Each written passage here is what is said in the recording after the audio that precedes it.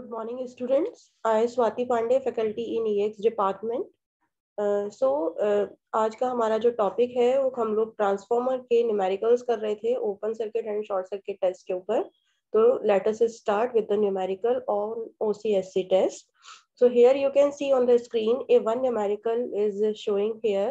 That is as follows. A 4 kVA 400/200 volt 50 Hz single phase transformer give the following test result. Here the no load test reading given and the short circuit test given. No load test means open circuit test and short circuit test both आपको readings यहाँ पर दी गई हैं. इसको करने के लिए इसको हम बोल सकते हैं, यहाँ पर ये होता है हमारा OC टेस्ट और ये है हमारा SC टेस्ट. उन दोनों की जो रीडिंग्स आती हैं वो हमें दी गई हैं. ये हमारा V0 है, ये I0 है एंड ये W0 है. ओके, और जो नीचे आपको दिया गया है ये हमारा VSC है and this is ISC and this is your WSC. W0 and WSC means ये आपके क्या है, आयरन लॉसेस है और ये आपके क्या है, कॉपर लॉसेस हैं कि ट्रांसफार्मर में कितने आयरन और कॉपर लॉसेस हो रहे हैं. अब आपको इस न्यूमेरिकल में फाइंड आउट क्या क्या करना है. Component of no load current आपको फाइंड आउट करना है. Efficiency full load 0.8 power factor lagging पे निकालनी है और वोल्टेज रेगुलेशन आपको निकालना है. तो इसे आप किस तरीके से करेंगे. यहाँ पर सबसे पहले हम component of no load current यानी कि हम बोल सकते हैं कि firstly you will have to find out the parameters of open circuit test. Open circuit test में हमारे 3 पैरामीटर्स होते हैं. सबसे पहले आपको यहाँ पर cos phi निकालना पड़ता है. क्यों निकालना पड़ता है, क्योंकि हमारे जो 2 कंपोनेंट है इसमें 2 कंपोनेंट आएंगे आपके. एक कोर लॉस कंपोनेंट होता है, दूसरा आपका मैग्नेटाइजिंग कंपोनेंट होता है. तो कोर लॉस कंपोनेंट का जो फॉर्मूला होता है IC is equal to I0 cos theta naught, I0 cos theta not.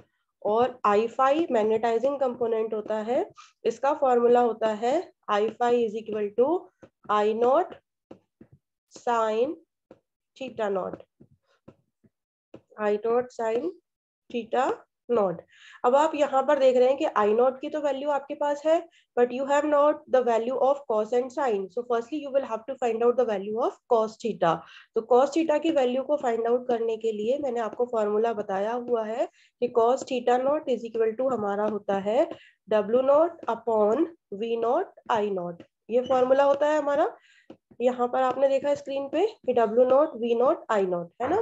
तो अब W0 आपको पता है कितना दिया गया है. W0 आपको दिया गया है 60 है ना. और V0 I0 आपको कितना दिया गया है. V0 आपको दिया गया है 0.7 और I0 आपको कितना दिया गया है. सॉरी, I0 0.7 था और V0 आपको कितना दिया गया है 200. जब आप इसे कैलकुलेट कर लोगे तो आपको cos phi की वैल्यू यहाँ से मिल जाएगी. समझ में आया. तो अप्रोक्सीमेटली आपका जो cos phi आएगा वहां पे यहाँ पर वो आ जाएगा आपका 0.43. जब आप इसे कैलकुलेट करोगे तो यहाँ से आपको क्या मिल जाएगा, cos phi मिल जाएगा. अब उसके बाद आपको क्या निकालना है, यहाँ पर साइन निकालना है. तो साइन के लिए फॉर्मूला क्या होता है, sine theta is equal to under root of 1 minus cos square theta. ये आपका फॉर्मूला होता है. कॉस स्क्वायर थीटा यहाँ से आप करेंगे तो जब आप इसके थ्रू इसे कैलकुलेट करेंगे तो आपको साइन की वैल्यू 0.9 मिल जाएगी. कितनी मिलेगी, 0.9. ओके.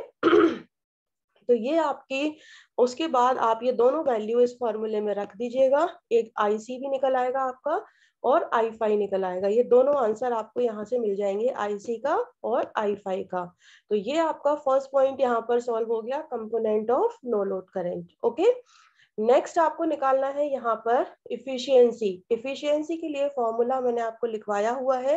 इफिशियंसी का फॉर्मूला क्या होता है, KVA into cos phi 2 upon KVA into cos phi 2 plus PC plus POH.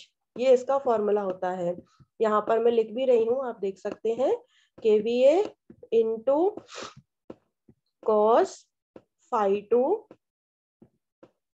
Plus upon KVA into cos phi 2, फिर से वही आएगा नीचे, इंटू यहाँ पर PC प्लस POH, ये चीज आपकी यहाँ पर आ जाएगी PC प्लस POH, और ये ऊपर वाला इसी की तरह से यहाँ पर ये सेम आ जाएगा।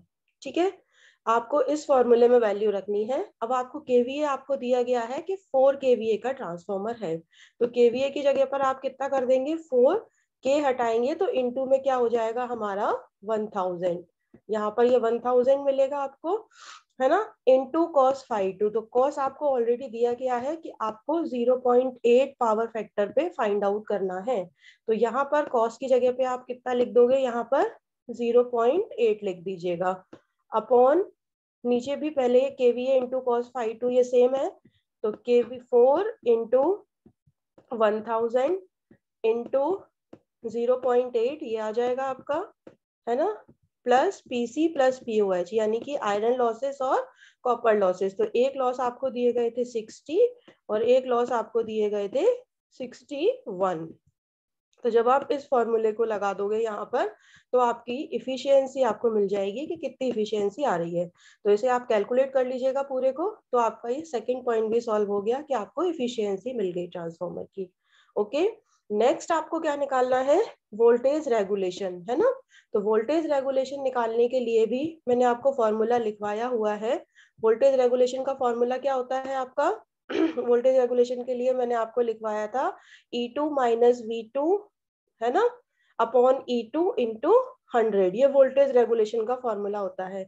लेकिन जब आपको इस फॉर्मूले के थ्रू यहाँ पर निकालना है, जो आपको ये दिया गया है, रेगुलेशन को कैलकुलेट करना है, तो आप किस तरीके से इसे कैलकुलेट कर पाएंगे क्योंकि आपको वोल्टेज रेगुलेशन का मैंने आपको जो फॉर्मूला बताया था E2 R E2 cos θ2, है ना, ये मैंने आपको फॉर्मूला लिखवाया है ना, और I0 x E2 sin θ2, ये पूरे फॉर्मूला मैंने आपको लिखवाया हुआ है।